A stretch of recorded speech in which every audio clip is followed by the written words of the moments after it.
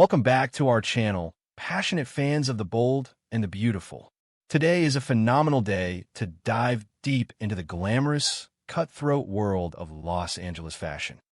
Grab your favorite beverage, settle into a comfortable spot, and let us unpack the explosive drama that is currently shaking the foundations of our favorite daytime dynasties. The stakes have never been higher. The glittering skyline of Los Angeles has always served as the ultimate backdrop for triumph and tragedy, but rarely have the two collided with such catastrophic force as they have this week. For Katie Logan Spencer, the launch of her eponymous fashion brand was supposed to be the crowning achievement of a lifetime spent in the shadows of her more flamboyant family members. The debut collection, broadcasted live on towering billboards across the globe from the neon-lit chaos of Times Square to the historic cobblestone streets of Milan, was a visual masterpiece that captivated the entire fashion industry. The world watched in absolute awe as the Logan brand announced its arrival with a deafening roar of elegance, sophistication, and sheer innovation. In the luxurious, glass-walled penthouse offices of Spencer Publications, the vintage champagne flowed like a river of gold, and the air was thick with the intoxicating, long-awaited scent of absolute victory. Katie, standing beside the fiercely supportive and immensely powerful Bill Spencer, finally felt the warm, validating glow of independent success that had eluded her for decades. However, the intoxicating euphoria of that monumental triumph was destined to be agonizingly, almost cruelly brief.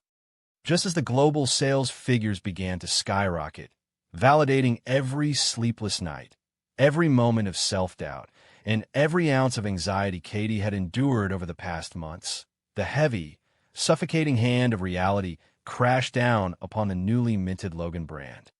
The catalyst for this sudden, terrifying descent into chaos was not a poor critical review or a rapidly shifting market trend, but rather a devastatingly precise legal strike orchestrated by the undisputed patriarch of Los Angeles fashion himself. Eric Forrester, the man whose unparalleled creative genius had unwittingly fueled Katie's dazzling debut, officially filed a multi-million-dollar lawsuit against her, citing blatant, unapologetic copyright infringement and the malicious theft of his intellectual property. The arrival of the legal documents in Katie's immaculate, sun-drenched office felt akin to a brutal physical blow. The thick stack of papers, stamped with the formidable, intimidating seal of the Forrester family's elite legal team, represented far more than a mere corporate dispute over fabric and thread. It was a loud declaration of total, unmitigated war. For Katie, the psychological impact was immediate, profound, and entirely paralyzing. She stared at the name Eric Forrester printed in stark, unforgiving black ink on the plaintiff line, her mind frantically racing through the complex labyrinth of their shared, complicated history. This was the man who had initially warmly promised to help her launch her brand, the man who had meticulously sketched those very designs with her specific vision in mind, only to abruptly abandon her to return to the familiar, safe embrace of Forrester Creations. In Katie's heart, she had deeply justified the use of those magnificent designs as a rightful, almost poetic compensation for Eric's sudden and painful abandonment. She believed, with the staunch, unwavering encouragement of Bill Spencer, that those sketches were a promised gift, a foundational pillar upon which her independent future was meant to be built. But the cold, clinical, and unforgiving language of the lawsuit completely stripped away all emotional context, reducing her passionate, deeply personal endeavor to a calculated, criminal act of corporate espionage. The sheer magnitude of the financial damages Eric was seeking was staggering, designed not merely to compensate Forrester Creations for lost revenue, but to utterly obliterate the Logan brand before it could even establish a permanent foothold in the fiercely competitive fashion market. Yet, the most agonizing, soul-crushing wound inflicted upon Katie was not the terrifying threat of imminent financial ruin, but a betrayal so deeply personal, so entirely unexpected, that it threatened to shatter the very core of her identity. In the immediate chaotic aftermath of the lawsuit's filing, the lines of loyalty were drawn with brutal, unforgiving clarity, and the person standing firmly on the opposite side of the battlefield was none other than her own flesh and blood. Brooke Logan, the sister with whom Katie had shared a lifetime of profound joys, devastating sorrows, and unbreakable secrets, made a public and unequivocal choice that would forever alter the fundamental landscape of their family dynamics. Instead of rushing to her younger sister's defense in her darkest hour, Brooke firmly, resolutely, and publicly planted her flag beside Eric and Ridge Forrester. Brooke's shocking decision to publicly support the Forrester patriarch was not made lightly, but it was executed with a ruthless, unwavering conviction that left Katie literally gasping for air. For Brooke, the legacy of Forrester Creations, a legacy she had passionately helped build, protect, and nurture over decades of her life, was entirely sacrosanct. She viewed Katie's unauthorized use of Eric's crowning designs not as a misunderstood business maneuver or a desperate attempt at independence, but as a grotesque, unforgivable desecration of the man she revered and the legendary company she considered her true, eternal home. The confrontation between the two sisters, set against the backdrop of Katie's newly minted, now imperiled fashion empire, was a tragic masterclass in emotional devastation. "I stand with Eric." Brooke's words echoed through the cavernous, suddenly cold office, each syllable striking Katie like a vicious physical lash. The air crackled with a toxic, suffocating mixture of grief, anger, and decades of deeply unresolved sibling rivalry that had finally boiled over. Katie looked into the familiar eyes of her older sister and saw not the unconditional, protective love she desperately craved, but the cold, judgmental, and unyielding stare of a Forrester matriarch defending her sacred territory. This was not merely a polite disagreement over business ethics or corporate boundaries. This was the catastrophic, explosive fracturing of the Logan family. The invisible, supposedly unbreakable thread that had bound the sisters together through multiple marriages, life-threatening illnesses, and devastating heartbreaks was violently, permanently severed, leaving behind a massive chasm of resentment that no amount of time, tears, or apologies could ever hope to bridge. The psychological toll on Katie was immense, threatening to drag her into a dark abyss of despair. She had spent her entire adult life fiercely fighting the pervasive perception that she was the lesser Logan, the fragile sister who constantly needed protection, the one who was perpetually overshadowed by Brooke's magnetic, chaotic, and undeniable brilliance. This fashion line was supposed to be her ultimate, undeniable declaration of independence, her irrefutable proof of worth to the world and to herself. And now, the very sister who had cast that long, inescapable shadow was actively, aggressively working to dismantle her fragile empire brick by brick. The profound sense of isolation threatened to swallow Katie whole. But in that darkest, most vulnerable moment, the formidable, terrifyingly protective presence of Bill Spencer stepped firmly into the void. Bill Spencer, a man whose formidable reputation was built on ruthless corporate acquisitions, merciless boardroom battles, and absolute dominance, witnessed the devastation inflicted upon the woman he loved and a terrifying, primal rage awakened deep within him. The infamous dollar bill persona, the ruthless alter ego that had been kept carefully leashed in recent years in the name of domestic peace, roared back to life with a vengeance that physically shook the very foundations of Los Angeles. For Bill, this was no longer a simple matter of fashion, fabric, or complex copyright law. This was a deeply personal affront, an unforgivable, direct attack on his family and his pride. His eyes, cold, calculating, and utterly devoid of mercy, fixed upon the Forrester empire with the singular, highly destructive focus of an apex predator preparing to strike its prey. Bill's reaction was a visceral, explosive display of raw power and unyielding defiance. He paced the expansive floor of the Spencer Publications boardroom like a caged lion, his voice a booming, terrifying crescendo of promises and threats. He swore to Katie, with a terrifying, absolute sincerity, that he would mobilize every single ounce of his vast, seemingly infinite resources to protect her and her brand from the Forrester onslaught. He was fully prepared to buy the best legal minds on the planet, to drag the pristine Forrester name through the thickest mud of public opinion, and to metaphorically burn down the entire fashion industry if it meant keeping Katie safe from harm. His protective instinct was an overwhelming, unstoppable force of nature, a fiery, impenetrable shield erected to absorb the incoming, relentless barrage from the Forrester legal team. However, all the immense wealth, influence, and raw power in the Spencer arsenal could not easily wave away the terrifying, concrete reality of the legal trap Eric Forrester had so meticulously and perfectly laid. The lawsuit was not a frivolous attempt at intimidation or a baseless scare tactic. It was a lethal, expertly crafted legal weapon loaded with absolutely ironclad evidence. The Forrester legal team had amassed an insurmountable, terrifying mountain of documentation, meticulously time-stamped original sketches, undeniable digital footprints tracking the entire design process, and sworn, unimpeachable testimonies that unequivocally proved the stolen designs were the exclusive, undeniable intellectual property of Eric Forrester.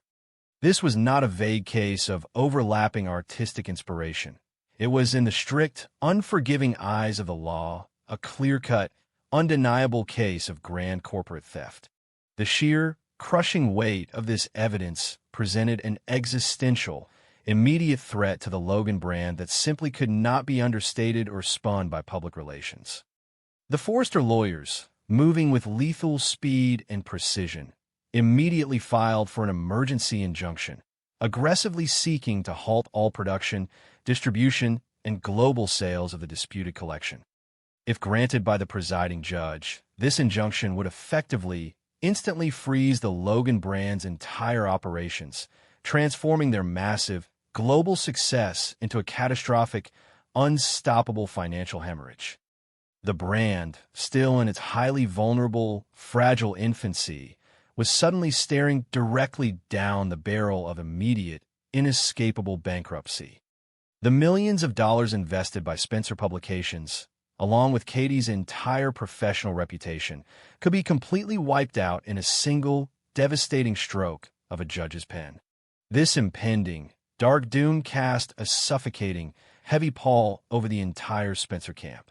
Bill's loud bravado, while deeply comforting to Katie's bruised soul, clashed violently with the cold, hard, undeniable facts presented by their own frantic, deeply concerned legal counsel.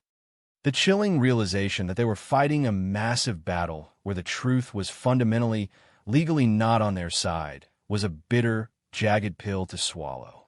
They were not merely fighting a standard lawsuit. They were fighting a flawlessly executed, legally perfect execution. The tension within the Spencer penthouse reached a dangerous boiling point as they desperately, frantically searched for a hidden loophole, a microscopic weakness, or any possible leverage they could ruthlessly use against the seemingly impenetrable fortress of Forrester Creations. As the legal maneuvers rapidly escalated, the conflict violently mutated from a standard corporate dispute into a vicious, deeply personal blood feud between the two most powerful, influential dynasties in Los Angeles. The Forrester family, completely united behind Eric and massively bolstered by Brooke's shocking, highly publicized affection, viewed this as a righteous, holy crusade to protect their historic legacy and severely punish those who dare to steal from their patriarch. Ridge Forrester, seething with a protective, blinding fury over his father's life's work, mobilized the entire company to support the lawsuit, ensuring that absolutely every resource at Forrester Creations was dedicated to the total annihilation of the Logan brand. The atmosphere within the Forrester building was charged with a militant, unforgiving, and highly aggressive energy. On the opposing side of the battlefield, the Spencer-Logan alliance was a heavily fortified but desperately isolated fortress under constant siege. Bill and Katie found themselves surrounded by powerful enemies on all sides, fighting a desperate, exhausting war for basic corporate survival. The massive collateral damage of this titanic, industry-shaking clash began to violently ripple outward, deeply affecting every single life connected to the two prominent families. The younger generation, already deeply entangled in their own messy, complicated romantic conflicts, found themselves unwillingly caught in the brutal crossfire of this generational, unforgiving war. The romance, the bitter rivalries, and the daily operations of both massive companies were entirely, completely consumed by the massive gravity of the impending, highly anticipated courtroom showdown. The profound tragedy of the entire situation was massively magnified by the deep, historical, emotional investments of absolutely everyone involved. For Eric Forrester, the lawsuit was a highly painful but absolutely necessary act of professional self-preservation, a desperate defense of the artistic soul he had poured into his legendary designs for decades. He had genuinely loved Katie, had truly wanted to help her succeed, but he simply could not allow his legacy to be pillaged and claimed by another. For Brooke, the conflict was a torturous, agonizing tearing of her own heart, an impossible choice between the beloved sister she grew up with and the powerful family she had chosen, married into, and built her life around. Her public stance was a definitive declaration of loyalty that she knew, deep down, would haunt her for the rest of her life, a massive personal sacrifice made on the grand altar of the Forrester name. For Bill Spencer, the war was a golden, irresistible opportunity to definitively prove his absolute devotion to Katie, to demonstrate to the world that his immense power was not just a blunt tool for corporate conquest, but an impenetrable shield for the woman he deeply cherished. His rage was heavily fueled by a deep-seated, historical hatred for the perceived Forrester arrogance, a burning desire to finally humble the elite family that had so often looked down upon him and his methods. He viewed Eric's lawsuit not as a noble pursuit of legal justice, but as a malicious, calculated attempt to crush Katie's spirit, and he was absolutely, terrifyingly determined to make them pay a heavy, unimaginable price for their audacity. Regardless of the ironclad evidence they currently possessed, in the dead center of this raging, destructive hurricane stood Katie Logan Spencer, a woman who had finally, briefly touched the sun only to have her wings violently, painfully clipped. The massive, global success of her brand, the beautiful, towering billboards, the adoring, fawning press, it all felt like a cruel, fleeting, mocking illusion as the terrifying reality of bankruptcy and the agonizing pain of familial betrayal closed in tightly around her. The internal, psychological conflict she suffered was excruciating. She was violently torn between the heavy guilt of her actions, the desperate, clawing desire to save her lifelong dream, and the profound, world-shattering grief of losing her sister's love. Her internal landscape was a devastated battlefield of shattered hopes and terrifying, looming uncertainties. As the days ticked agonizingly closer to the preliminary court hearings, the atmosphere in Los Angeles grew thick with an almost unbearable, suffocating tension. The entire fashion industry watched with bated breath, knowing full well that the ultimate outcome of this vicious legal war would forever alter the balance of power in the city. The Logan brand, once a shining, hopeful beacon of new potential, now stood trembling on the precipice of total, irreversible annihilation, fighting desperately against the overwhelming, legally superior might of the Forrester machine. The stakes were no longer just about money, fabric, or copyright law. They were about deeply wounded pride, historical legacy, and the irrevocable, tragic destruction of lifelong family bonds. This is the majestic, devastating reality of their world. As Katie and Bill prepare to walk into the courtroom, armed with Spencer millions and desperate defiance, they face an enemy armed with the truth, undeniable evidence, and the backing of Katie's own sister. The stage is set for a showdown of epic proportions.